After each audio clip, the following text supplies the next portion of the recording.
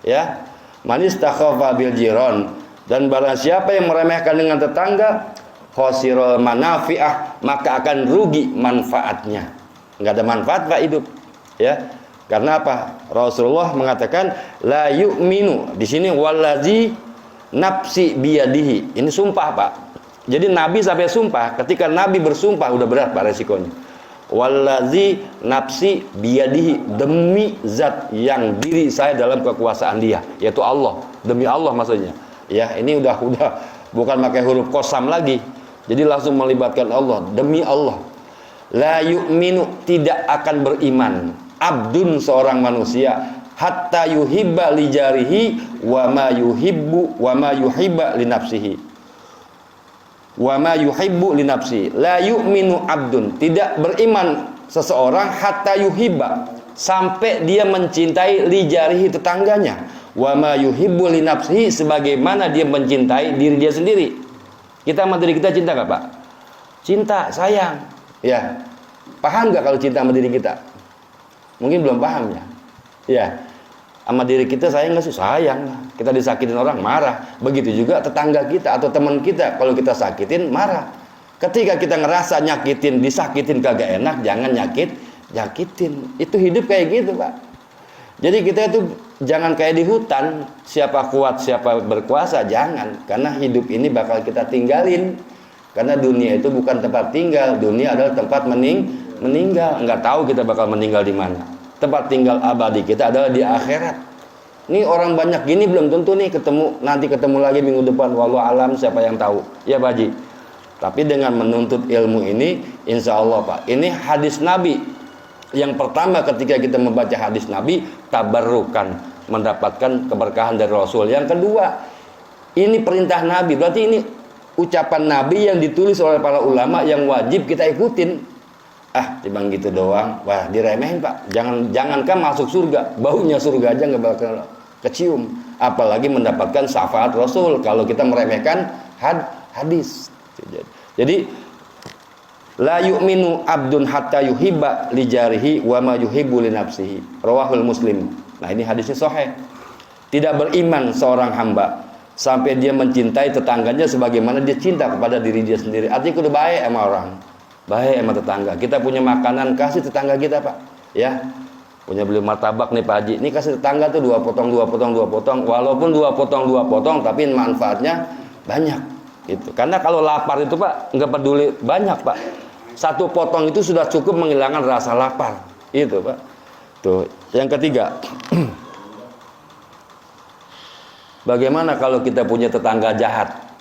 Tetangga su di sini.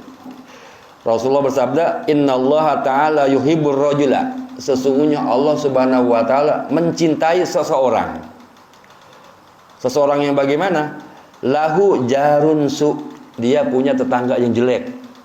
Jelek banget. Maksud jelek omongannya Pak, jahat gitu, bukan jelek orangnya. Ya, kelakuannya selalu nyakitin kita.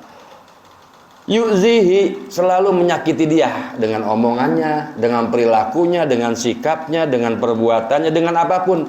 Payas biru, dia bersabar menghadapi jeleknya sikap atau omongan tetangga. Maksudnya kalau tetangga kita ngomong kita jelek, biar aja udah, sabar. Itu Allah lebih cinta kepada orang yang sabar itu.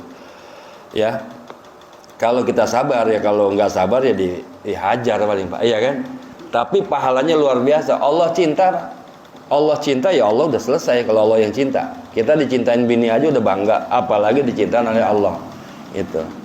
Yang ketiga, yang keempat, wa man istakhaffa, dan barang siapa yang meremehkan bil aqraba, dengan keluarga dekat, dengan paman, dengan kakak, dengan adik, dengan sepupu, semua dengan aqraba, tetangga dekat ya.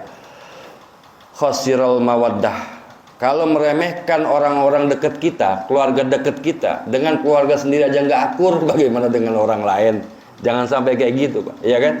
Wa man istakhaffa, dan barang siapa yang meremehkan aqraba, tetangga dekat, keluarga kita. Khasiral mawaddah, akan hilang rasa cinta.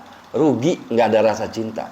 Siapa yang nolongin kita kalau sakit? Bukan keluarga kita, Pak. Iya kan?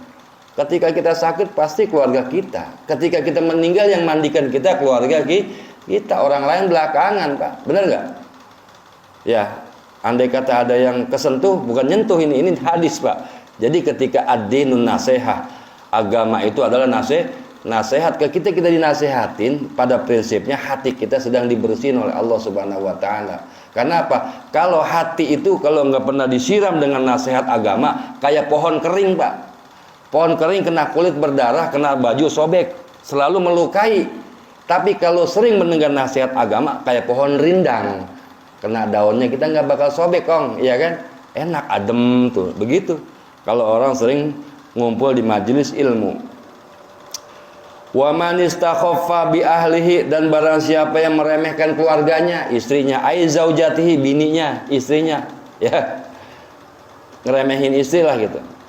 Khosira tibal maisah, akan hilang rasa tibal maisah, wanginya atau lezatnya kehidupan. Kalau kita sama istri nggak baik, nggak ada indah-indahnya, nggak ada kelezatan hidup, Pak. Ya, sama istri berbohong mulu, ya kan? Sama istri galak, nggak boleh, Pak. Bini kita itu adalah calon bidadari kita nanti di surga. Jangan dimarahin baik ya, kaum.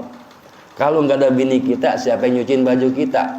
Oh, banyak, ada laundry. Siapa yang ngasih makan anak kita?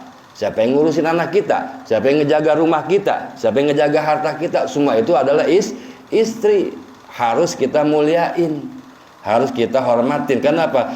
Di belakang orang yang sukses terdapat istri yang mendukung. Istri yang sukses mendorong suaminya untuk menjadi orang sukses. Jangan digalakin, ya.